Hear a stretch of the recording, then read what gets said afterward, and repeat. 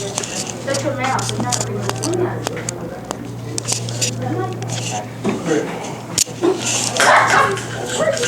I threw it to you. I'm not prepared. I'm all over there. What's the rest of it? We'll go over it in a second. Okay, first and foremost, ladies and gentlemen, everybody put your phones up, earbuds out, heads up. Put the phones in a pocket, put the phones in a backpack. Thank you. All right, so this passage. Who is smarter, males or females? Well, if you go by the North Carolina... Guys. Shh. Okay.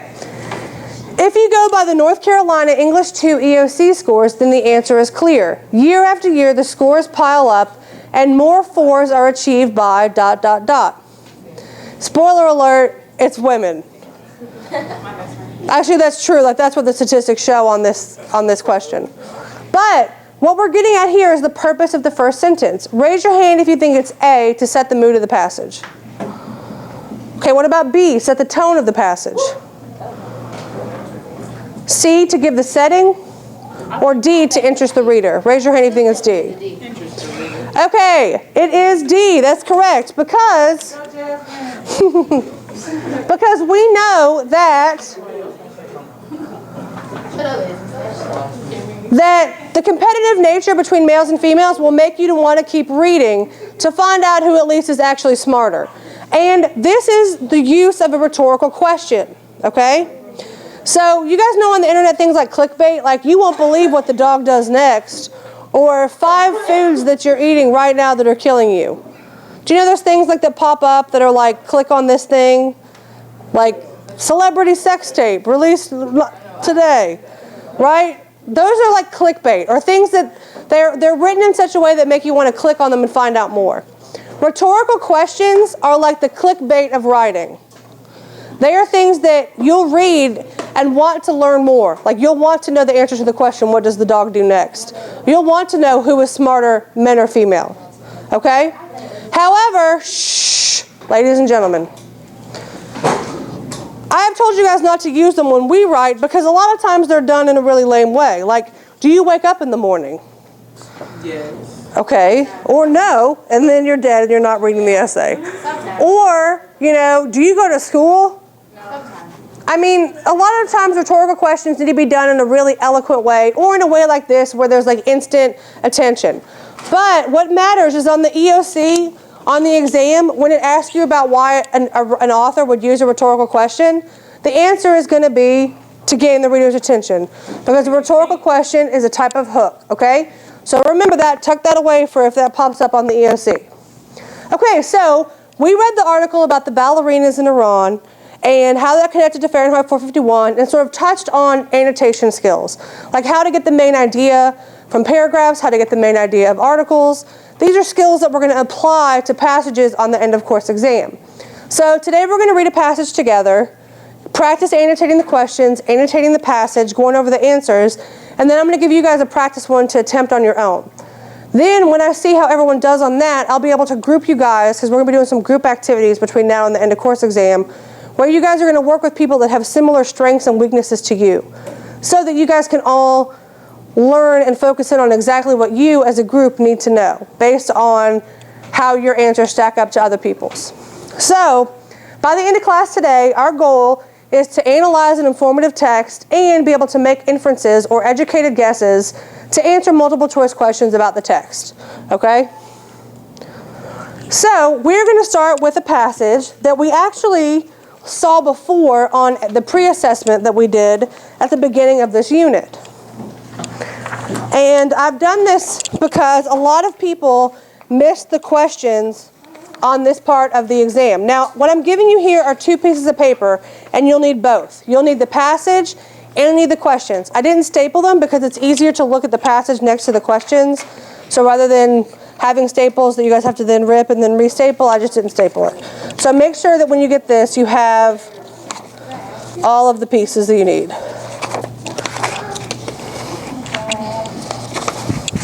Okay, pass this back. Y'all do the most. Man, I'm just ready for this food Saturday. What's that? Okay, will you put your phone up for me, Destiny? Thank you. All right, so the first thing we're going to do, guys, is we're going to annotate the questions before we read the passage. Now, when you go to take these type of tests, I recommend that you guys always read the questions before you read the passage. Why do you think that is? Why do you think you should do that? If you could find, instead of reading the whole thing, you could read the questions. Yeah, exactly. Exactly, because you're going to save time by knowing exactly the things you need to look for before you even start reading. It's a really good strategy to help save time. When you take the EOC, it's 4 passages with 35 multiple choice questions in 44 minutes, which means you'll have 11 minutes per passage to read the questions, read the passage, and go back and answer the questions. That's not a lot of time. So, yes. First, we're going to look at the questions, and we're going to figure out exactly what we need to know before we start reading the passage. So, question 1. As used in lines 34 to 35, what is the meaning of the phrase, good parent-faculty rapport? What should we underline from this question? Yeah, we know exactly where we're going to find the answer. And then what is the question that it's asking us? What is the meaning of the phrase? Yeah, perfect. So I would write a word like vocab next to my question, because that's going to let me know I'm looking for word meaning. What do these words mean? Just basic, vocabulary definitions.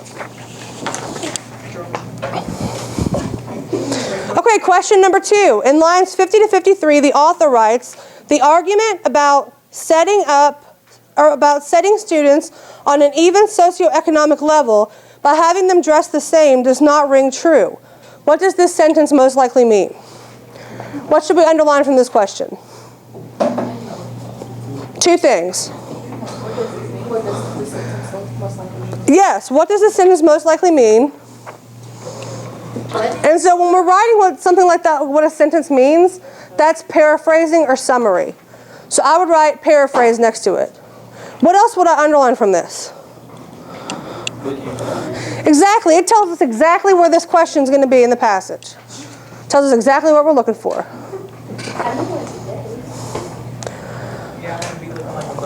Okay, number 3. Which change would strengthen the claim that the dress code is beneficial?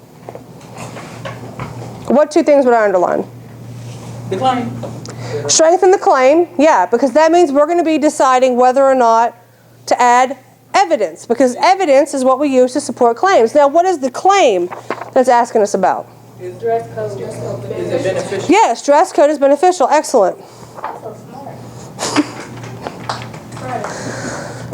Number 4, what is the author's main purpose? That's easy. What on the third one we write on what? The third one, I would write evidence next to it, because it's asking you to analyze whether or not you should add more evidence. Or what is the strongest evidence, or what evidence strengthens the claim. Okay, number 4. What is the author's main purpose? Main purpose. Purpose, that's it. You don't even need to write anything to the side there. Underline purpose, you got this. Number 5. What is the most likely audience for the passage? Audience, excellent. You're focusing just on audience. So now we know that when we go to read, before we've even read the passage, we know we're looking for vocab, we're looking for summary, paraphrasing, we're looking for evidence, purpose, and audience. Knowing those 5 things are the only things we have to worry about from this passage will make it easier on us to read it. Okay? So that's exactly the first thing you should do with every passage you get to on an exam like this.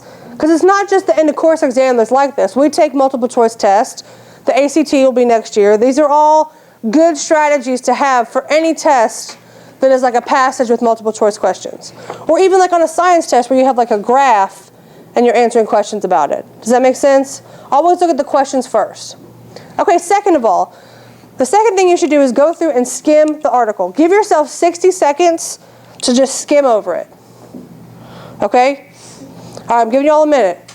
Go ahead and skim.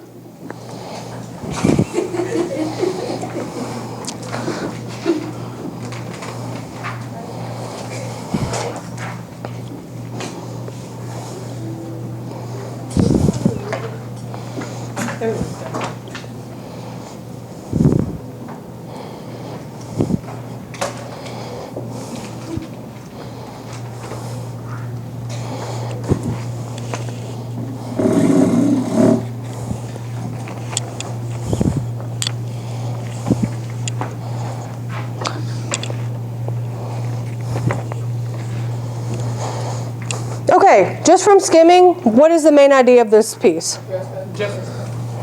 Dress code.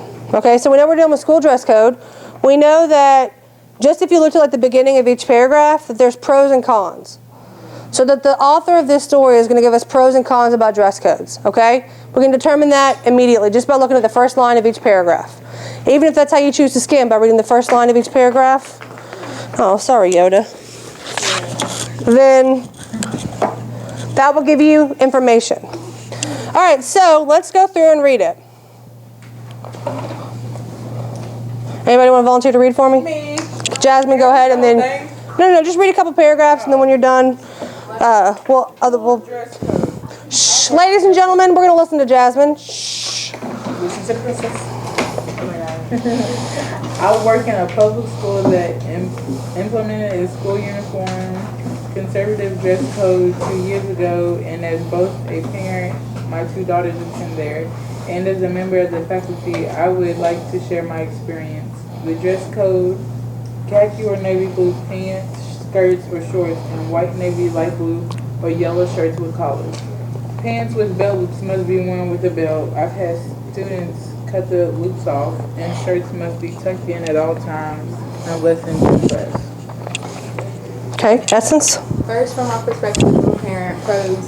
Clothing costs are cut almost in half, no matter what the experts say. Been there, done that. My Expenditures. the school closing increased 45%. Make sure your head's up for me. The first year. Zach. Our dress policy allows separate footwear as long as Patretta. the strap and heels. Chris. My daughters wear athletic Patretta. like more skills. Now I have to look in the morning about what to wear, about making choices on the fashion elements, cons, and that I have to think of. From that perspective of the teacher, pros. It's difficult to say if discipline has improved or not. This is a very small community school, which really well for new students, good parents, faculty. And moreover, 2 years ago, when the school uniform policy went into effect, we also moved into a new state-of-the-art building.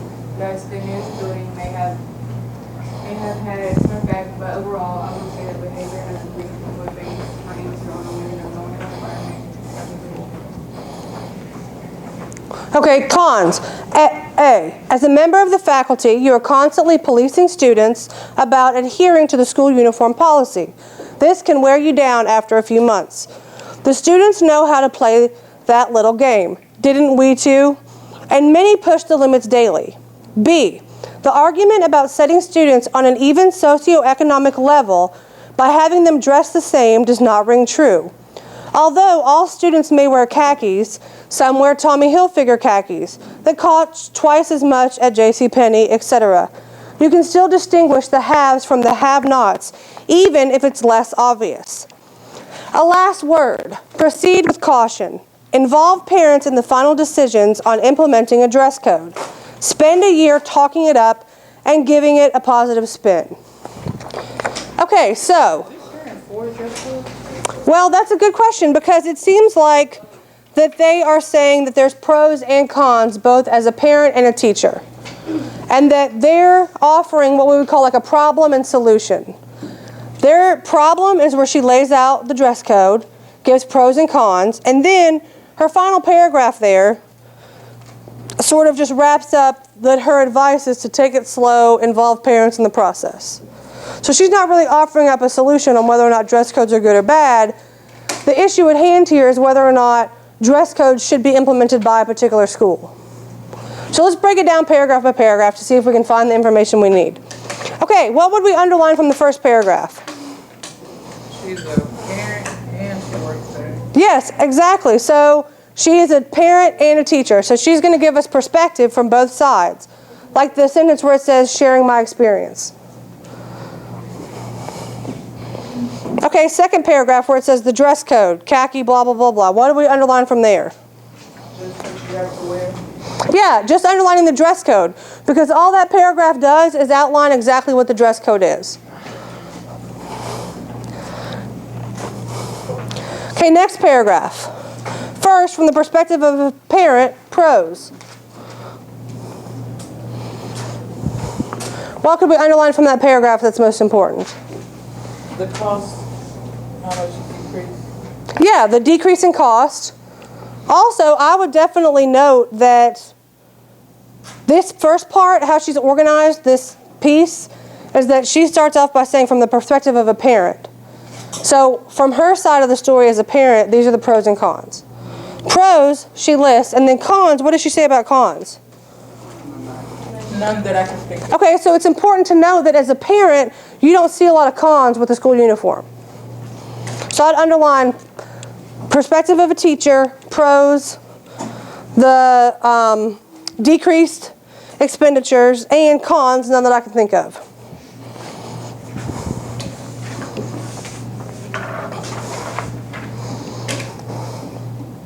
Okay, next paragraph. From the perspective of a teacher, pros, I think it's difficult to say if discipline is improved or not. Blah, blah, blah, blah. What are some things we should underline from that paragraph? Yes, boom. First thing, perspective of a teacher. So from a teacher's perspective, these are the pros and cons. Is there any... Oh, one important thing that we need to note is that the vocab question that it asks us about, good parent-faculty rapport, is right there at the top of the second column. I'd put a star there because we know for a fact we're going to come back to that exact line. So star that. Okay, next paragraph, cons.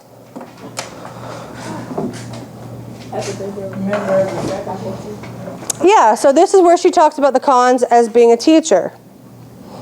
Also, we know that between lines 50 and 53, we're asked a specific question about paraphrasing. So, what would you do for that? Yeah, underline it or put a star next to it. Because you know that when you flip back, you're going to know exactly where to go. Okay, what about that last paragraph? Yeah, proceed with caution, involve parents in the final decision. And when we get back to our questions, we're going to see that this paragraph reveals the answer to the audience, of who is the audience for this piece, because she's speaking directly to the audience with this last paragraph. So that's going to help us determine our audience. All right, excellent. Let's get back to our questions. So, question number 1. One thing that I would definitely recommend for any multiple choice test is getting rid of distractors. What are distractors? Has anybody heard that term before? What do we think distractors are? Just random. Yes, random answers that we know are already wrong. If you can eliminate some of these distractors off the top, you change your chances of getting the right answer from 25% to 50% or 75%.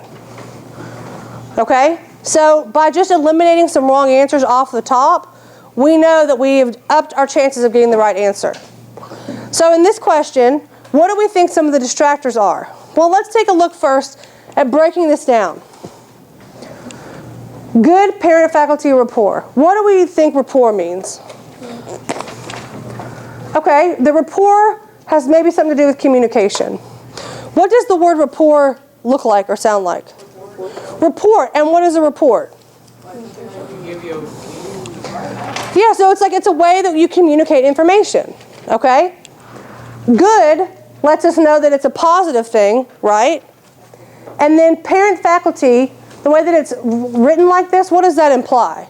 Both, that there's a relationship there. So a positive relationship of communication. Okay? So knowing that, we could get rid of some of these first. Really, I mean, it's pretty easy once we've done that part to get rid of, yeah, definitely get rid of D. C. Does this imply anything about being a role model? Okay. So, we're left with A, which is the correct answer. So yeah, so by just breaking things down like that, we spent about a minute on this question. And we got it down to where we were very sure what the correct answer was, okay? Just by breaking this part down. All right, question number 2. Now this is asking us to paraphrase. So, in line 50 to 53, the author writes, the argument about setting students... What? I'm sorry, what's going on? Something? You want to add something to this? No? Okay. The argument about setting students on an even socioeconomic level by having them dress the same does not ring true. What does this sentence mean? So this is what we're paraphrasing. The thing in the parentheses here. What does this statement mean? When we read the article, what was she talking about? That even when people wear the same things, you can still tell what? That who has more money? Because like Tommy Hilfiger pants probably cost more than Dickies, which cost more than regular Walmart pants. If you're looking at people's shoes, Jordans cost $150, while the Shaq brand from Walmart is like $15, right? So even though they're supposed to be equal, people can still tell a difference. So you've paraphrased this. So now that we've got that information, what are some of the distractors that we can get rid of? Right. So it says nothing about enforcement in this. What else does it not say, just off the top? It doesn't say anything about violating. Right. Okay, good. So now we're down to B and C. So what of these two answers do we think we can get rid of? The school does not want to reduce excessive spending on school clothes. Does it ever say that the school doesn't care about that? And we also know that implementing a dress code, according to this teacher, says will. So we know that that contains some misinformation, so we're left with B. The school cannot eliminate the ability of students to make distinctions based on clothing. Is that a paraphrase of this? All right, excellent. So we have now found our correct answer. Okay, moving on to the next one. Question number 3. Which change would strengthen the claim that the dress code is beneficial? So taking a look at those, A, expand the second paragraph, lines 8 to 14, to establish the exact criteria that would be used to create a new dress code. Expand the third paragraph to include a specific example of the savings made possible by the new dress code. Expand the fourth paragraph to explain in detail how the new building helped to improve student behavior.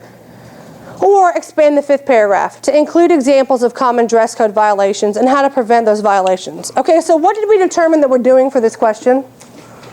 What are we doing here? Yeah, so we're figuring out what evidence supports is the dress code beneficial. Which one of these don't have anything to do with this claim off the top? Yeah, the new building. Not related. What else? D, yeah. Does it mention dress code violations? Having the dress code be beneficial. Establish the criteria that would be new to make a new dress code, or the savings? The savings. Okay, right, because what the dress code is irrelevant. Whether it's green shirts or yellow shirts or navy shirts or blue pants.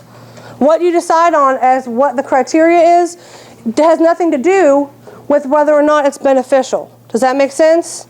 So really just looking at the claim allowed us to get to the correct answer really quick. All right, question number 4. What is the author's main purpose?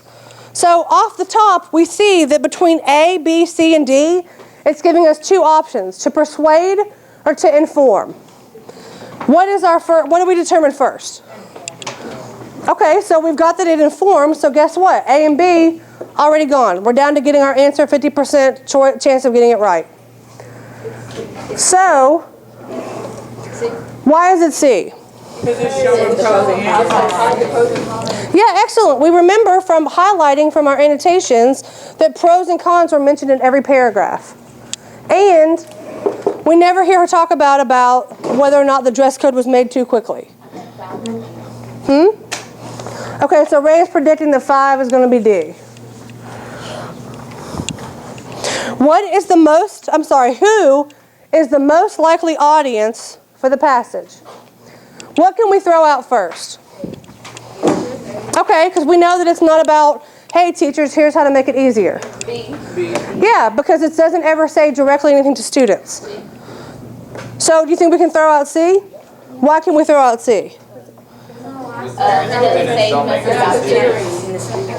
they say get the parents involved. Right, but if you're talking to parents, are you going to say, get the parents involved, or you're going to say you should get involved as parents? Do you see what I'm saying? There's a very subtle distinction there. If I were speaking directly to parents, I would say you all as parents should advocate for this at your school. Or as parents, you should understand that your student or your child may face blah, blah, blah. But it just says inform the parents and talk it up over the next year. Would parents be responsible for having to talk it up? Okay, so we can probably eliminate that parents and students, because we know it's not dealing with students, so that's a piece of bad information. Bam. School officials and teachers who are considered establishing a dress code. So did that stress you guys out? Did y'all feel stressed about answering those questions? Yes? Oh. Well, hopefully, my goal is I can't take away all the stress of a test, but I can make it less stressful. So by going through annotating the questions, annotating the passage, and then coming back to the questions will eliminate some of that stress.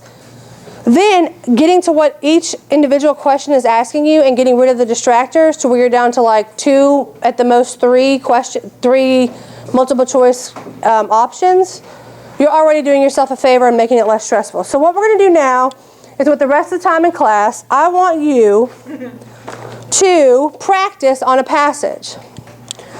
So this passage has a couple questions, and I want you to, and you'll be turning this in for a grade, to first and foremost put your name on both the passage and the questions.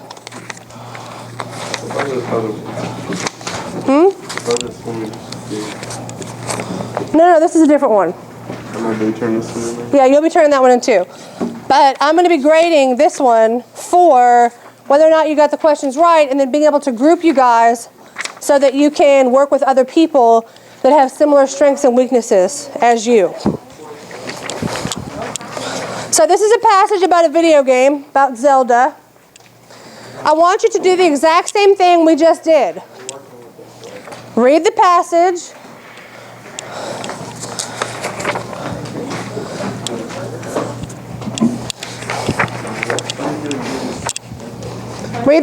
You'll be turning those in too. Read the passage. After you read and annotate the questions, annotate the passage, turn it back, go back to your questions. Okay. Some of these came out kind of weirdy. Because like I said, I tried not to staple them because it's easier to look at the passage next to the questions. So it kind of creates a copying issue.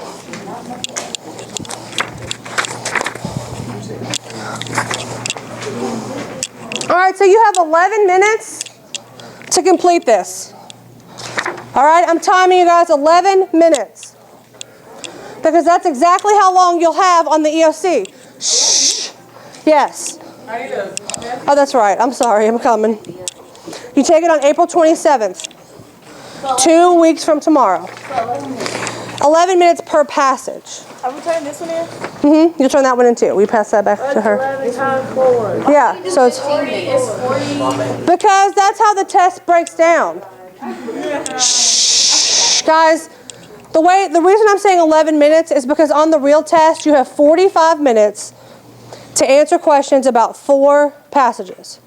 So if you divide 45 by 4, 11, and then like a minute to just breathe. So that's why I'm saying 11 minutes is what it should take you to get through a passage and the questions, and to answer the questions. But if you take just the time to go first and annotate the questions, you're going to save yourself time because you know exactly what you're looking for when you go to start reading. So that you're not overwhelmed by the amount of information that you encounter when you read. So please be quiet, no phones. When you're done at the end of the 11-minute mark, we'll collect them. Can you go back to that other one? You want to put the slide up that has the annotations for the questions? Okay.